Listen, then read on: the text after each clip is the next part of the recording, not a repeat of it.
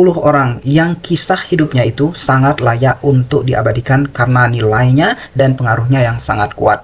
Nah, lihat dari 10 daftar ini, bisa jadi Anda adalah salah satu yang kisah hidupnya harus diabadikan. Teman-teman semua, ada 10 tipe orang yang berdasarkan pengalaman saya sebagai penulis dan ghostwriter, serta juga sebagai seorang pengajar di kelas menulis, memiliki kebutuhan terhadap jasa penulisan autobiografi karena kisah hidup mereka itu sangat layak untuk diabadikan di dalam bentuk buku biografi, memoir ataupun autobiografi. Nah, artikel tentang ini juga sudah saya muat di blog Penulis Gunung, tetapi dalam video ini saya akan membuatnya secara lebih mudah untuk Anda pahami. Sosok yang pertama, teman-teman semua, yang kisah hidupnya itu sangat layak untuk diabadikan dan membutuhkan seorang jasa penulisan autobiografi adalah pensiunan yang merasa hidupnya biasa-biasa saja. Nah, saya menemukan banyak orang ini yang menggunakan jasa saya atau ikut di dalam kelas penulis saya yang ada dalam segmentasi ini. Mereka adalah pensiunan yang merasa hidup mereka itu biasa-biasa saja. Nah, ini bisa jadi adalah PNS, ada guru, dokter, prajurit, tentara, ataupun karyawan swasta yang menghabiskan 3 hingga 4 dekade bekerja keras. Ini mereka duduk di kursi dan menikmati masa tuanya gitu. Saya bisa ceritakan misalnya ada seseorang tentara yang pernah bekerja di timur pada saat itu.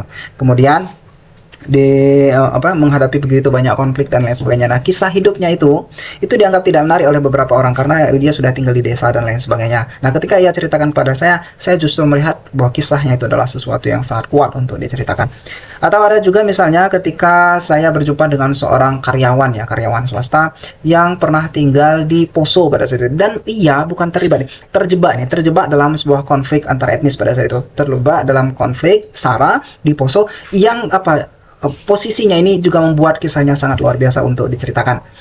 Kemudian teman-teman semua, sayangnya orang-orang seperti ini kadang-kadang mereka menganggap kisah mereka itu biasa-biasa saja, padahal sekali lagi mereka ada di dalam sebuah pusaran cerita yang sangat kuat untuk diabadikan. Nah, mereka seperti ini kadang-kadang tidak memiliki kemampuan, tidak memiliki waktu untuk menulis dan menceritakan kisah hidupnya, dan untuk itulah mereka membutuhkan seorang jasa penulisan autobiografi. Jadi kisah hidup mereka ini yang dianggap biasa-biasa saja oleh mereka sendiri adalah sebuah mutiara yang harusnya diabadikan di dalam sebuah cerita. Kemudian yang kedua, teman-teman semua, sosok yang harus menulis kisah hidupnya itu adalah pengusaha yang ingin mewariskan lebih dari sekedar asetnya. Nah, banyak pengusaha yang sudah berhasil membangun bisnis dari nol, punya rumah, punya perusahaan, punya aset yang lebih banyak dalam bentuk tabungan, properti, dan lain sebagainya.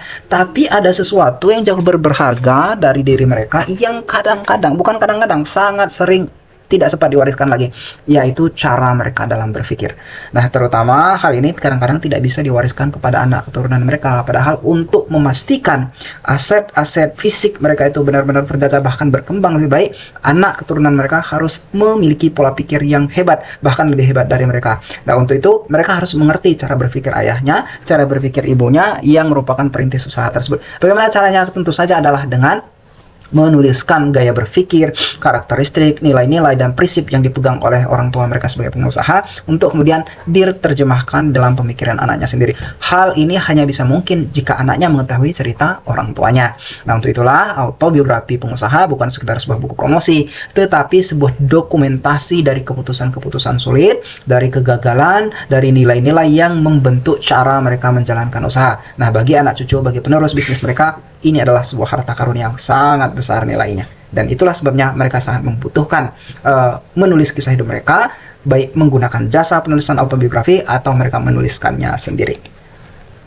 Kemudian yang ketiga, sosok yang saya identifikasi sebagai sangat membutuhkan jasa penulisan autobiografi adalah TKI atau pekerja migran yang pernah mencicipi pahitnya merantau. Saya punya beberapa buku di belakang sana itu. Di belakang sana ada rak buku di belakang tempat duduk saya sekarang. Ada beberapa itu yang ditulis oleh pekerja migran itu.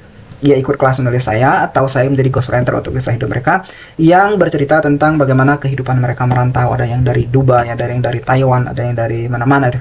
Nah, saya melihat di sini bahwa mereka ketika menghadapi kebudayaan asing, perlakuan yang tidak menyenangkan, rindu yang bertumpuk-tumpuk selama bertahun-tahun, dan tekanan untuk terus mengirim uang ke kampung halaman, tetapi sayangnya itu tidak bisa mereka ceritakan dengan mudah. Nah, menulis dalam konteks ini akan menjadi salah satu hal yang penting untuk mereka lakukan. Terkait dengan TK ini teman-teman semua, saya menilai bahwa kisah mereka itu bukan hanya layak untuk dibukukan, tetapi juga harus dibukukan dan didokumentasikan supaya anak-anak mereka atau orang-orang di sekeliling mereka yang menikmati daripada hasil kerja keras mereka di luar negeri tersebut itu tahu dan mengerti dari mana asal muasal hidup yang mereka nikmati itu sekarang. Dan itulah saya sangat menyarankan teman-teman yang mungkin sedang bekerja di luar negeri untuk menuliskan kisah hidupnya, karena ini sangat penting sekali.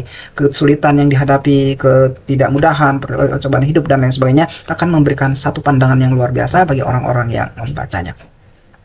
Kemudian yang ketiga, yang keempat teman-teman semua, orang yang juga harus menuliskan kisah hidupnya itu adalah tokoh masyarakat atau pemimpin lokal. Nah, ini menarik ini karena tokoh-tokoh nasional mungkin ada banyak yang ingin menulis biografinya. Tetapi bagaimana dengan kepala desa yang misalnya selama 20 tahun berjuang membangun jalan desa di tangan dengan perjuangan? Ada ketua RT yang menjadi tumpuan ratusan keluarga dan lain sebagainya. Saya pernah menulis sebuah biografi teman-teman semua, seorang kepala desa di daerah Blora sana. Nah, beliau ini adalah salah satu kepala desa yang sangat inspiratif, kemudian membantu banyak warga desanya, kemudian banyak sekali hal-hal positif di situ. Nah, tokoh masyarakat seperti ini yang stratanya lokal itu kadang-kadang tidak terlupakan, kadang-kadang terlupakan karena tidak dituliskan. Padahal pengaruh mereka, kemampuan mereka dalam mengayomi masyarakat, orang-orang yang dipimpinnya sangat menarik dan sangat kuat sekali. Nah, inilah sebabnya menjadi salah satu hal penting untuk membukukan dan mendokumentasikan kisah hidupnya, yang sangat mungkin kisah hidupnya ini jika dibaca oleh orang lain akan membuka cakrawala mereka berpikir, sekaligus juga dapat menjadi warisan penting bagi daerah yang mereka pimpin sendiri. Kemudian orang kelima, teman-teman semua, yang juga sangat penting untuk menuliskan kisah hidupnya di dalam sebuah dokumentasi autobiografi adalah orang tua yang tidak ingin anak-anak mereka itu melupakan mereka begitu saja. Jadi mereka ingin anak-anaknya itu bisa mengingat mereka dengan tepat, dengan bermakna dan lain sebagainya.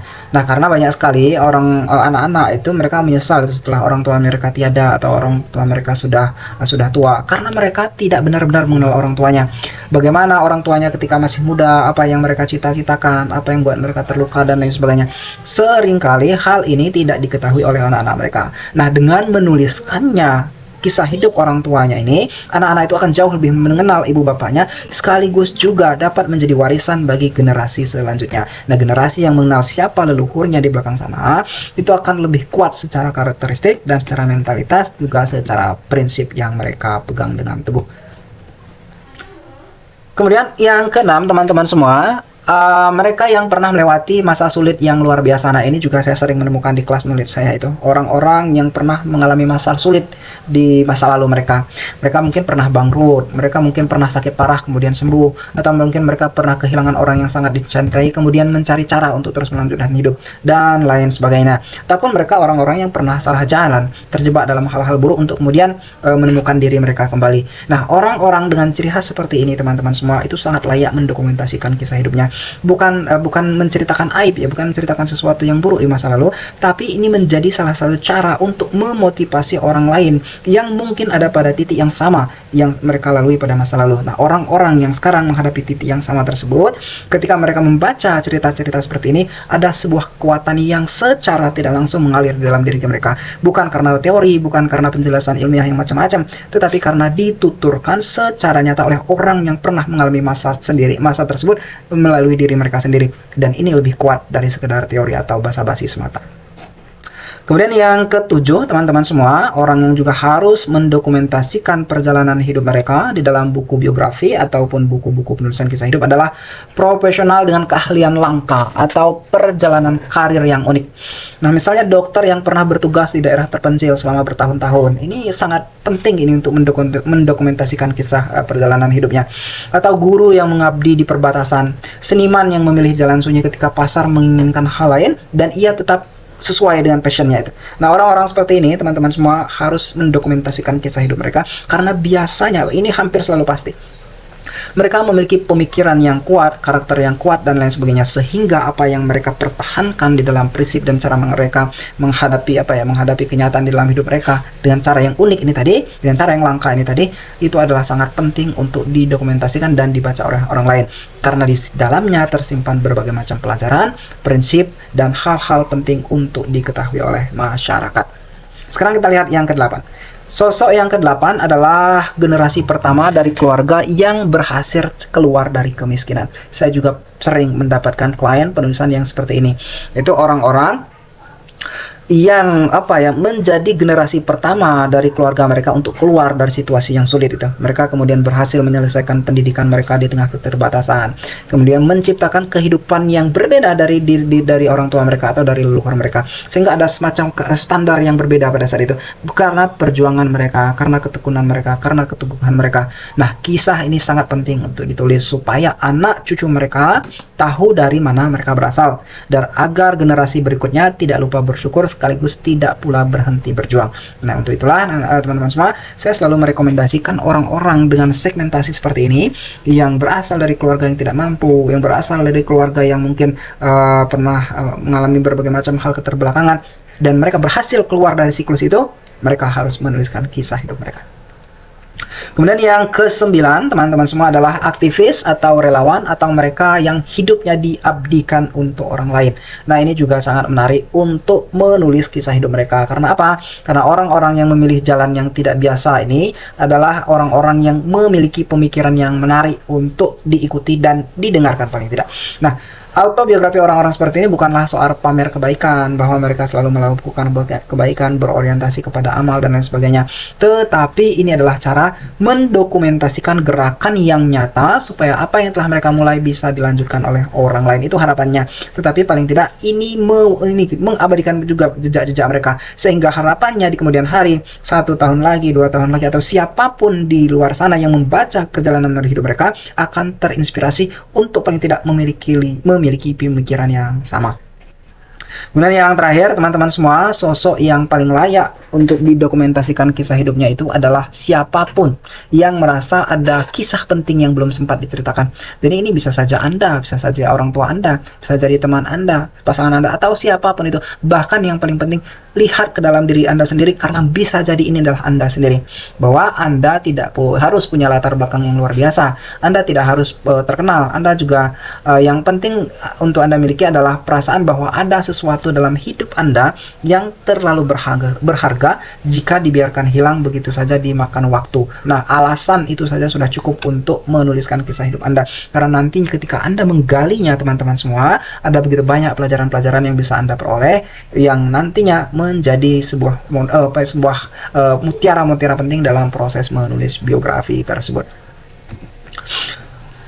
Baik, itu teman-teman semua mengenai 10 sosok yang kisah hidup mereka sangat layak untuk didokumentasikan menjadi buku biografi ataupun autobiografi. Nah, jika teman-teman tertarik untuk menuliskan kisah hidup teman-teman seperti ini, saya bisa membantu di penulis gunung untuk menuliskannya, ataupun teman-teman yang ingin dibimbing menuliskan kisah hidup tersebut dari ide sampai dengan naskahnya selesai dan siap untuk diterbitkan.